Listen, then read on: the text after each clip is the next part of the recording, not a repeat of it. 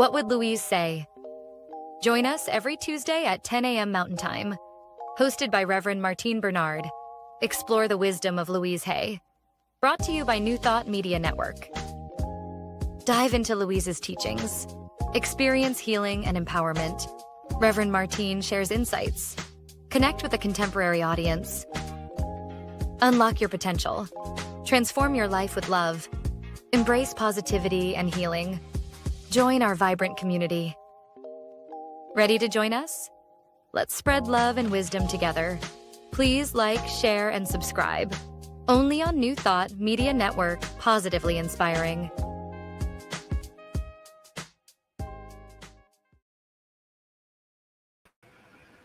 Hello, good morning, good afternoon, and good evening. I am your host, Reverend Martine Bernard, and this is What Would Louise Say? And I'm thrilled to be back with you today. We have a wonderful guest with us, Doyle Ward. And let me tell you a little bit about Doyle, who is a master teacher, beloveds. So, Doyle Ward is a gifted life coach, workshop leader, and lecturer in personal development.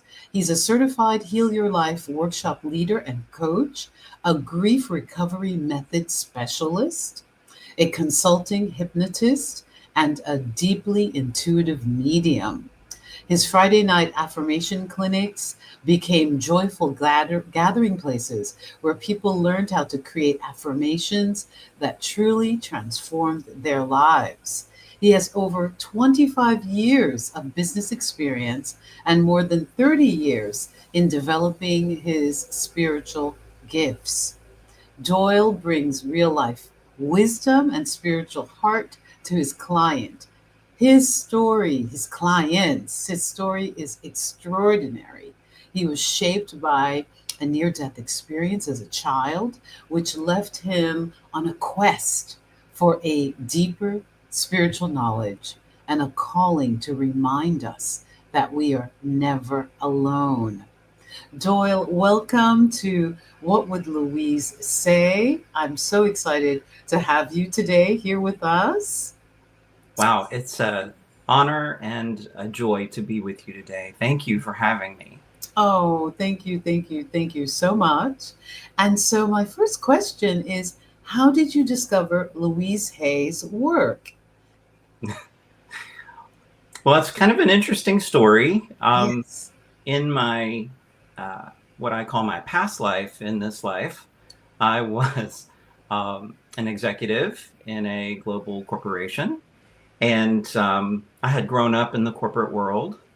And I reached a point where I was working too much, more than too much. I worked in an industry that was 24 hours a day, so I could really, really work all the time. My health was suffering, and I was too young for all the things that were going on back then.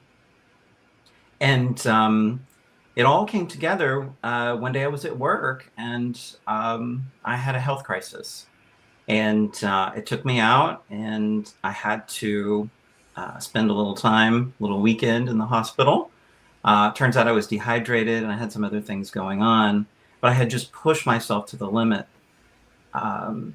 Anyway, so then I had a mandatory 2 weeks at home for the first time, and I don't even know how long. And I'm sitting there thinking, okay, I need to change my life. Like, I need to do something different, but I don't know how, and I don't know what to do. So I started looking on my bookshelf to find something to read. I was like just looking for anything that I had at the house. And there was this book that that my mother had been given years ago by a chiropractor.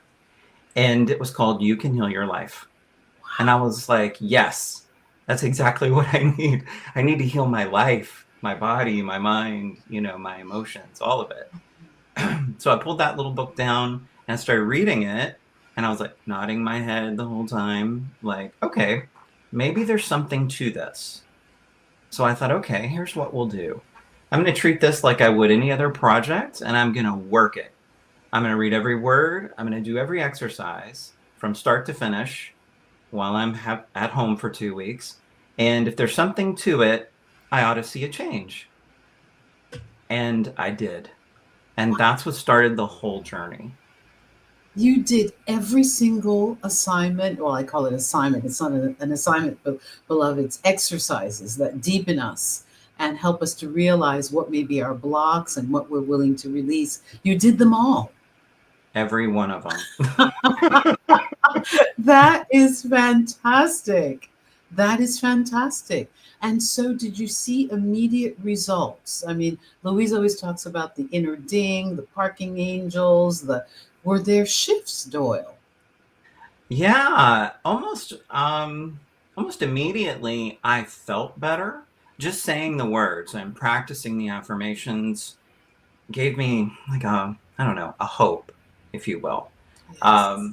It was something I could do because at that time I felt like life was out of control, that I was just sort of stuck in a cycle that I couldn't see an end to. And doing affirmations helped me feel like, okay, this is something I can do for myself. I can't change the outside world right now, but I can change what's going on in here. And it helped me feel empowered. And then from there, I started to get new ideas. Like that inner ding, the intuition started to come in. And those new ideas led me to find a fellow Heal Your Life coach in Houston, which is where I was, and started working with them. And that really helped me get into this whole process of following Louise's work and using it to reclaim my life. Wow. So, what were some of the changes that happened in your work life? Did you apply the principles and still go back to work and continue in your field, or was there an immediate, a soon shift? What happened? This is Yeah. exciting. Well, I did go back to my career that I had With spent my the whole life building. changed mind, that's the Yes, key. With that the was different. changed perception. Exactly. Yes. I was determined to take this new mindset with me into my work and my career at the time, and take control of at least the way that I perceived what was going on. So, so I had little sticky notes, I had little affirmation cards, I had all this stuff, and then I would go to work. And in my drawer, right when I would pull it out, I'd have all these affirmations and positive statements. I made my screensaver at work, my affirmations at the time, Wow. and I started to incorporate it like that. So my work didn't change. It was the same environment, the same stress, the same demands, but I changed. Yes. Yes, and that's the key. So you created something I absolutely love, the idea of an affirmation clinic. Was this, when did you go to the training, the Louise Hay Heal Your Life, a teacher and coach training? And did you create the affirmation clinic after that? Or was this something that came through as you were integrating and embodying Louise's principles? Great question. I took the Heal Your Life workshop leader training in 2010. And that was amazing. That experience is like none other. It's an immersion into this world of affirmation, visualization, and empowerment, and healing and love. It's amazing. And I had never done anything like it. It completely was the right thing to do at the time. So from there, I was still in my corporate career, but it was in that moment, and when I was there that week in the workshop, that I made the decision that I was going to leave and do something different. And that's when I decided to take the next step and take the coach training. So the following year, just the way that it rolled, I took the coach training in 2011 and was determined to make that work, to become a coach and spread this healing, spread this love, spread this possibility that I know people need, because I needed it. And I couldn't be alone in that. I'm sure other people feel stuck and want to make a change, you know? So after I took the coach training, then, you know, Louise Hay would say, uh, if you want to be a winner, you have to hang out with winners, right? Or surround yourself with winners, okay? And so I started to study more about the things that she had done. And I go back to the hay rides, the famous hay rides. And I started looking at that. I watched a beautiful documentary about it, and it gave me an idea. And I thought, okay, if Louise got her recognition, if you will, from the hay rides, which were an act of love and service to a community that needs it, how could I take that and turn that into something for me? Because I was known in the corporate world in my industry, but I was not known to anyone else. Like, how am I going to find clients? How will I attract what I need? So I thought, okay, I'm going to create it. And my thought was, okay, what can I do? Well, I can teach people about affirmations. I can do a community event, and I can bootstrap it and, you know, figure out a place to do it. I'll advertise it locally, because that's what we did back then, and make it free. And so I approached a place that did workshops and things in New Age and self-help and therapy, that kind of thing. And the lady said, well, how long? Like, she had a meeting room. It was only available on Friday nights. Okay. So that was like, okay, do I really want to do this? Yes. It was like pushing me to do it, even though it was a Friday night. And she said, how long do you want to hold the room for? And I said, let's do it for 4 weeks. Let's start with 4 weeks. Well, 4 weeks turned into just under 5 years. Continuous. Wow. Every Friday night for just under 5 years, I ran this, what you're calling an affirmation clinic. I didn't have that title. I called it an affirmation gathering. That was the best I could do at the time, and it stuck. Oh, that sounds tremendous. 5 years? So how Yeah. many people began to attend? Please tell me. Yeah, on my first night, I had advertised it for 1 week in a local publication, and I didn't even have a website. I didn't have anything. It was just me and an idea and a space that I was paying for on a Friday night. So I advertised this thing. I told everybody I knew, like, hey, I'm doing this thing. It's free. Show up. And I thought, okay, if even one person showed up, walked through the door, I would be really happy. I had 26 people the first night. That's a classroom, Doyle. That's a classroom full of people. Yes. I was so nervous. Like, all these people, you know. But it was amazing. I was just thrilled. I mean, I was so happy, and the people were so lovely, and they were from all different walks of life, and some were just sort of like checking it out, and others were, you know, familiar with Louise. But that's how it started. And then from then, I mean, consistent numbers for as long as I could do it. Wow. It was wonderful. That is wonderful. So this anchored within you that this was your life path, that there was a call. I call it the call, the hero's journey, the call on your life. You were willing to make a radical shift. It's not easy to go from having a steady job where you can work all the time and stepping out on your own. But here was the proof, the universe's proof, by you putting it out, putting your shingle up and your sign up, and 26 people showed up. Wow. Yeah. Wow. That is phenomenal. So, Doyle, how did you? I saw in your resume that you're also a hypnotist. How did you bridge all of that? Because I love that part of it. Because in New Thought, we believe in affirmative prayer, treatment, thinking positively, having a positive attitude. Of course, you know, Louise was a Science of Mind minister and practitioner. But I love this idea of uprooting the patterns in the subconscious mind that can hold us back, because you can affirm I'm a millionaire every day, but if you have a scarcity belief or patterns in the subconscious mind, that will block your manifestation. So talk a little bit about being a hypnotist, and then we'll take a little break and come back. Sure.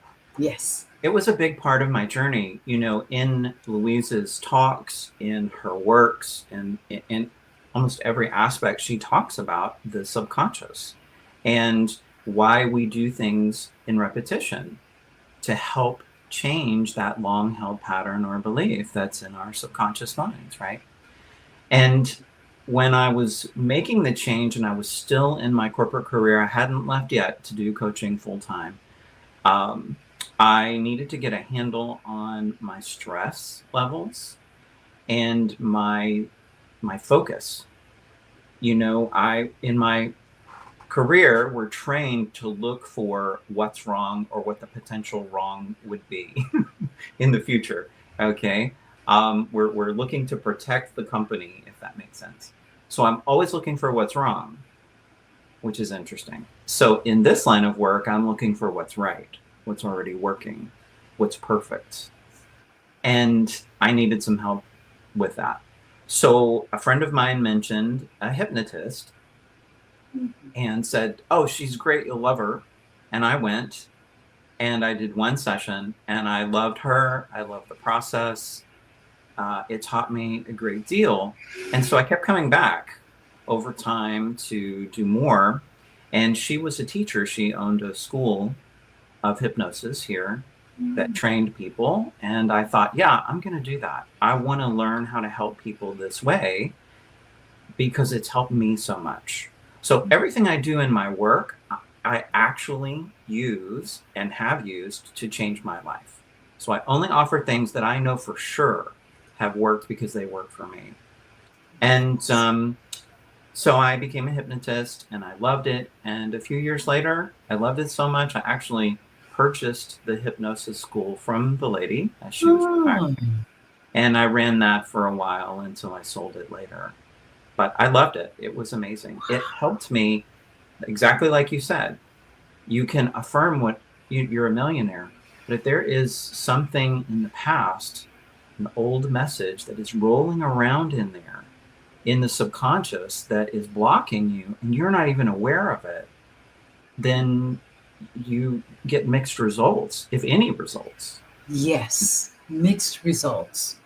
So Because you can't get that mental equivalent. You can't get clear. You think you're clear, but there's this old programming running in the background. exactly. What can I not see? Yes. Where hypnosis comes in, I think. And so we can make some changes, in a positive way. I only use it in a positive way to support all the other work that we're doing. Wonderful. So, what would you say to those who are viewing us today who don't have access to a hypnotist? Because I think that hypnosis and Louise's work hand in hand. But let's say someone doesn't have access, let's say someone's nervous. Are there ways that someone can maybe induct themselves? Do you have any small tips for the person at home? Absolutely. Meditation and hypnosis are their family, they're siblings. I would recommend learning about meditation, trying some, there are many wonderful apps and services, programs, things, lots of free resources, even on YouTube, for example, where people can try it. And I would start with meditation, breathing, maybe some visualization exercises first, and see what your comfort level is with that. And then maybe reach out to a hypnotist in your area. It's wonderful. I actually did a hypnobirthing training about 10 years ago. I've used it once or twice, but I'm in love with Marissa Peer's work. And she says that hypnosis is the sleep of the nervous system. So, we're not really brainwashing anyone to do something that they don't want to do. Would you describe it as a form of deep relaxation? Is that what you would describe? How would you describe hypnosis? Yeah. Well, you make a good point. It is deep relaxation. I like to think of it as focused concentration. Ah, So when we're relaxed, we can focus without much effort. And hypnosis helps us get there. It helps us to relax the nervous system and be able to focus in a different way. Yeah, and the point you made, you're never out of control. Hypnosis is not mind control. It is simply a deep state of relaxation with focused awareness. You are always in control when you're in meditation or hypnosis, and no one can ever make you do anything you don't want to do, including exactly. heal. Hmm. Can you expand on that a little bit? Sure. Well, sometimes, we say we want something, okay? Well, we ought to feel better. We should, um, be further along in our lives than we are. So we tend to be influenced by our environment and the people around us. And that can create what Louise talks about, a lot of shoulds, what we should do. We should feel better. However, sometimes there can be a subconscious idea that we don't deserve to feel better, or that only other people can have what it is that we think we want. Only other people can be prosperous, and that they deserve it somehow, and maybe we don't. So, even though a hypnotist may have your best interest at heart, do their best work to help you achieve your goal, you have to participate as well. You have to want to do it. Wow, that is so profound because I know us self helpers who've been doing this work, new thought, new age, whatever you call it, self awareness. We forget, we go to the retreats, we go to the hypnotists, we go to the Reiki healers, we go to the, Qigong, we go to the prana, we go to the meditation centers and sessions. But if you don't feel that you're worthy and deserving, and if you're unwilling to do the work, ultimately it doesn't mean anything. Wow. Thank you for that nugget because so many of us spiritual seekers are doing so much. But if you're unwilling to really do that work, and what would you describe the work as? What is the work you're talking about? Loving and accepting yourself and your self-worth. And that's it. That's the work. All those modalities you mentioned, I've done them all too, are fantastic. But the work is the same. The work is the same. And that's what brings me back to Louise's work, because she says, she's a simple lady with a simple message. But the message may be simple, but it's a lifetime or more to master. And everything comes back to that, how we feel about ourselves, how we genuinely feel, and what we feel we deserve. That's the work. That's the work. That's the foundation. And it can sound so simple that it sounds ridiculous. For some people, like, but I love myself. What do you mean? But do you love yourself when something goes wrong? I love when Louise says, if something happens, and you make a mistake or you're feeling bad or something goes wrong, make sure to rush to the mirror and say, I love you. I really, really love you. Even when it doesn't look perfect, even when you make mistakes, even when you screw up big time. I love you. I really, really love you. And that gets to that little inner child that has felt rejected all of his or her life. And it's so profound. You're really helping me today because I've been running around, my beloveds, with 10,000 things on my plate, feeling as though I'm not doing it right. And Doyle is an answered prayer today. So, Doyle, we are going to take a break because we're going to talk about your near-death experience as a child. That sounds wow. I'm excited about that. So, my beloveds, this is Reverend Martine Bernard, and this is What Would Louise Say? On the New Thought Media Network.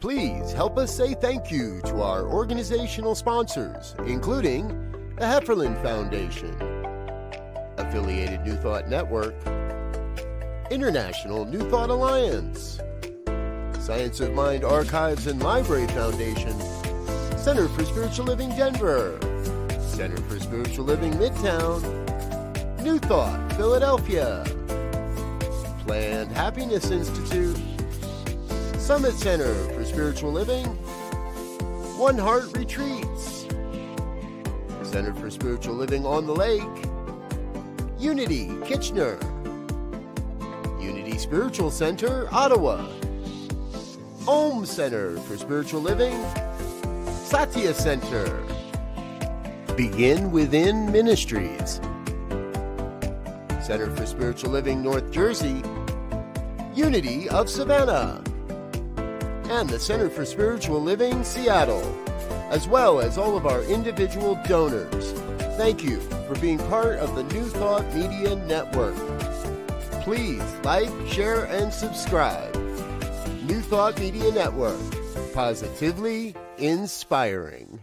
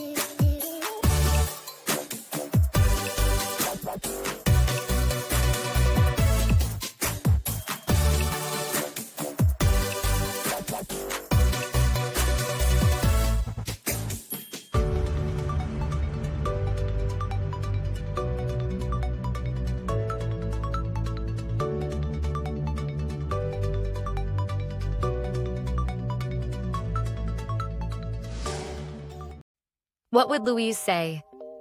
Join us every Tuesday at 10 a.m. Mountain Time. Hosted by Reverend Martine Bernard. Explore the wisdom of Louise Hay. Brought to you by New Thought Media Network. Dive into Louise's teachings. Experience healing and empowerment. Reverend Martine shares insights. Connect with a contemporary audience.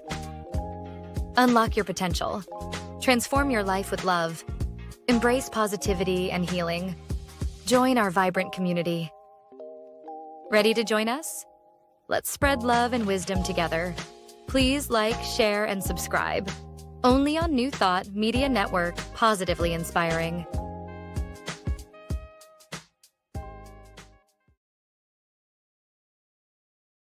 Hello, my beloveds. We are back with our wonderful guest, Doyle Ward, and we are going to talk about his mystical near-death experience as a child. Wow, Doyle, that sounds amazing. I have a recent obsession since the pandemic. Some of my friends think it's morbid, but I love watching the NDEs on YouTube. And I found that they've helped inspire my faith in the infinite, in God, the infinite intelligence of the universe, and the mystery and awe and love that the universe is filled with. So please tell me, how did this happen? Well, when I was 14, I had to have a surgery. Specifically had to have my tonsils taken out. And I had never had a surgery or anything at that point in my life, nothing. I was told that it's a one-day deal. You go in the morning, you come out that evening, and then there would be, time off from school, ice cream, and, everybody gets to wait on you. And All that good that stuff. sounds great. It sounds great. And I wouldn't be sick anymore. Like I wouldn't have the tonsil issue. So it all sounded good. Yeah, until it didn't. So I went in and, my parents at the time, you fill out a million pieces of paperwork that say there could be a chance that something could happen, like 1 in a million or whatever. Well, I was the one. And so I had a negative response to anesthesia and some other things, and it developed into complications that then resulted in what today we would call a near-death experience. My goodness. Wow. Yeah. So what happened? I can't imagine. I mean, so at the time, your parents were probably not notified because here you are in the OR having a reaction, I'm assuming, or having something happen. So they didn't know. And what happened, Joy? What was your experience? Yeah. Well, what's interesting about that to me now is that I didn't really have a religious background. My parents are great people, good people. You do everything we can to help folks in our community. We just didn't have religion, really. I had been to church with other friends and, that kind of thing. But I didn't really have much of a concept of heaven, like that kind of thing. I just didn't think about it, especially at that age. So what happened next was I felt like I was somehow in the room watching all of the nurses and the doctor and so on. Everybody's rushing around. They're, panicking, sort of doing everything they can to handle the emergency. But I felt completely distant from that. Like I was just observing something happening. I think I had the awareness that was me on the table, but honestly, I just felt completely distant from that. The next thing that I know, some people talk about moving into like a tunnel and that kind of thing. I didn't have that experience exactly. I felt like I was moving through some kind of space. It seemed it was dark in nature, except that there was like light shimmering. It's hard to describe. There are not really words that I know to really paint the picture because it's unlike anything I've ever experienced since. I didn't feel safe. I just felt like I was moving somehow towards something. I saw up ahead that there were people that seemed to be waiting for me somehow. I recognized one or two of them, but there were several. I mean, there was a group of people, and I didn't know them all in life so far. I didn't know them. Yeah, I felt like, wow, I felt drawn. I felt like I was going home somehow. I don't know. I felt completely well loved. It was so right somehow to be moving towards these people. I did see, as I mentioned, a relative, well, two that I did know in this life that had passed. But I felt like when I finally reached them, that I sort of knew all of them, even though I didn't. It's very strange. And I wanted to move past them. I wanted to keep going. I wanted to be with them. I wanted to move past them. But I was told I couldn't go any further. And no one was talking. It wasn't like the way we're talking now, using our voice and so on. It was sort of, I don't know, Like a called telepathy, a telepathy of sorts? sort Okay. of. Yeah, that's the best way to describe it. And yeah, I was told that it wasn't time and that I couldn't go any further and I needed to go back. And I didn't want to. I didn't want to go back. I wanted to move past them and go further. Um, yeah, the next thing I know, I am waking up in a hospital bed. I had been in an induced coma to let my body heal, and I was back. My goodness. That sounds incredible. Very incredible. Now, at the time, did you share this?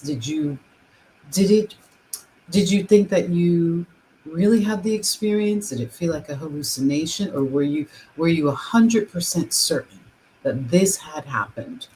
Because sometimes, what were your reactions when you came to, if you don't mind sharing about that? Yeah, when I came to, I was confused. I didn't know where I was, and it took a long time to recover from that. About a year to recover from all of that. Oh my It was goodness. it was a big deal, a big shock to my body. I didn't in what I can tell you is, did it happen?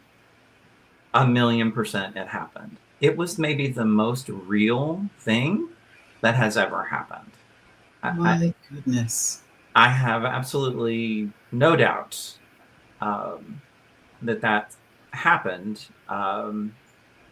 Yeah, it's hard to describe, but it's more real than anything else I've ever experienced. Wow. So So coming from a non-religious background, did this give you a definite sense of knowing that there's something larger, God, the God of your understanding, however you would describe it? Did this inspire a spiritual awareness in you, a spiritual conviction, the uh, old-fashioned word? yes, I mean, I went in a child and I came back something else. Uh, Awakened, I was awakened. somehow older, more mature, and it has since driven my passion to learn everything I can about spirituality, um, the afterlife, how it affects us, how things work. Yeah, it started my whole personal quest to understand what happened To and try to make understand. sense of it. Yes, to understand life in the universe. How inspiring. This brings me to this junction of you doing the grief coaching work. Did that inspire you to support people through the grieving process? And of course, grief happens in relationships, work, but the transition or the death of a loved one, grief around terminal illness. Did that inform the reason why inspire you to go into that work? Because I assume that you probably have a fearlessness around death. I assume you don't fear it like maybe many of us do or the average person does. Yeah, that's it. For me, I am not afraid of death because I know that there isn't death. It's not what we think it is. Um, I tell people that I work with, I've been dead before. It's no big deal. It's not what you think it is. Oh, But you that's can't, great. I don't think you can get it unless you have been there. I don't think you can really understand that. So I don't have a fear of death. I have a fear of pain. Like, I don't Me want to suffer. too. Me I don't, too. I'm I don't with you want to there. suffer. But Yes. the actual process of moving on, I'm not afraid of that. So that has helped me in my life for sure, because I mean, I'm afraid of other things for sure, but not that. It's helped me want to let others be comfortable too. And I think ultimately it had a part to play with me learning more about grief and how I can help people. What drew me to that work in the moment was I lost someone very close to me. I lost my grandfather very suddenly, and he was a big part of my life, and I just didn't really know how to deal with it at the time. And so I had to learn more about that. And that really started the journey. And then it goes hand in hand. I'll tell you that when we want to make a change, it affected me too, and I didn't realize it at the time. But when we want to make a change, some of the messages that we have, some of the things that hold us back are the grief, the fear of leaving the pain behind somehow. That if we succeed or become happy, that we're somehow not honoring the person who's passed or the grief from the past. Yes. It's an odd idea, but I had that. I thought that I could only go so far because I had these losses in my life. And learning more about how, to look at that differently, how to help myself heal that and learn to move forward with the grief experience into success and to change. I mean, that was a big key for me. And so I wanted to bring that forward into my work with folks. Oh, that's wonderful, because I think that in our culture, there's a lot of denial about grief and just get over it, and not understanding that we go through the 6 or 5 different points of grief and we recycle through them again: denial, anger, lethargy, all of the different stages of grief. Wow, that sounds profound. So right before we close, we have a few minutes. I'd love to ask you about your work as a medium. So I'm seeing all of these dots connecting in this way that brings you to this highly intuitive, open at the top, crown chakra, ability to now download messages as a medium for other people. So tell me, how would you describe being a medium? Wonderful and complicated. Ah.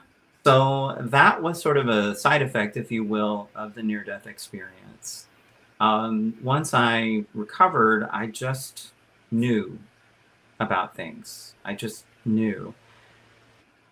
I think for me, having that near-death experience and being there with my family and my relatives on what we'll call the other side for now, we can call it heaven.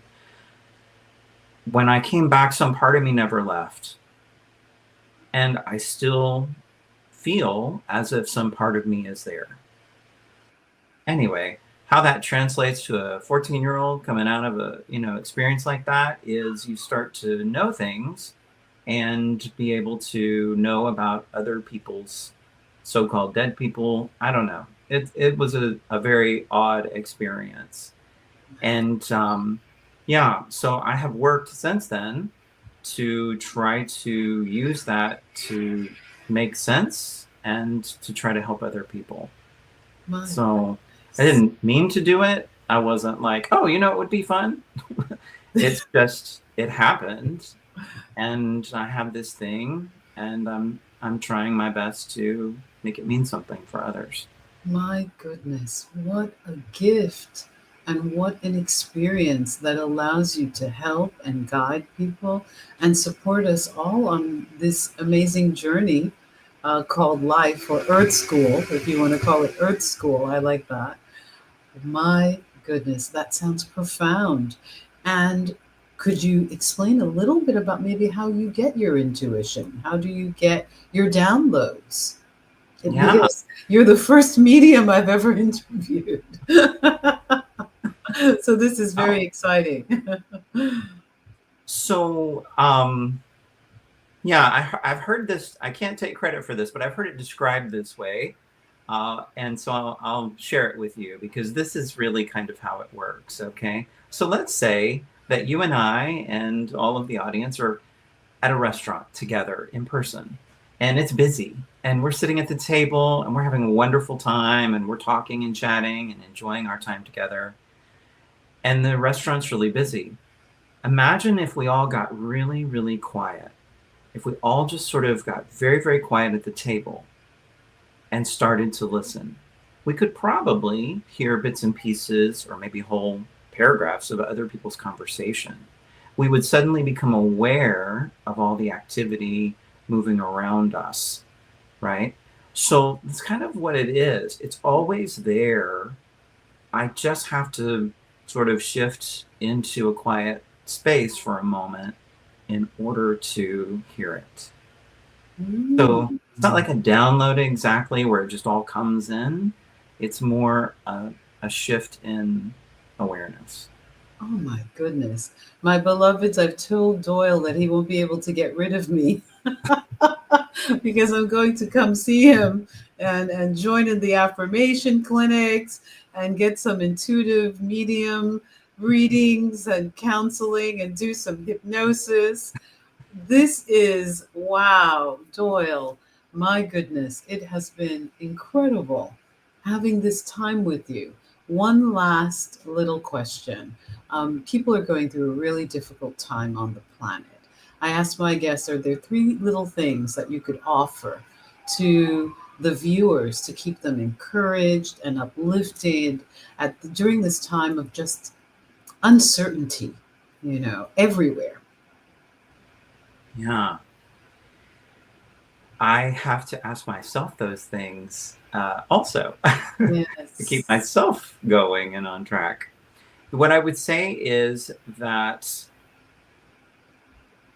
none of us can control anything outside of us. We want to make people act right or make the world be different or whatever. Yes. We want to do that. We sometimes we even want ourselves to do that, and we can't, right? So we can't control the world out there. If there is an action to take, an appropriate action at the time, then we take that action. We do what we can, and then we can't control the rest of it. What we can control is what we focus on. So it's easy to look at the world and say, it's going crazy, it's unsafe, it's whatever, that kind of thing. Focus on what is working in your life right now.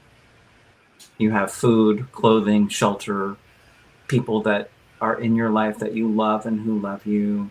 You maybe the work you do, or just the fact that the sun is shining today and you are here right now.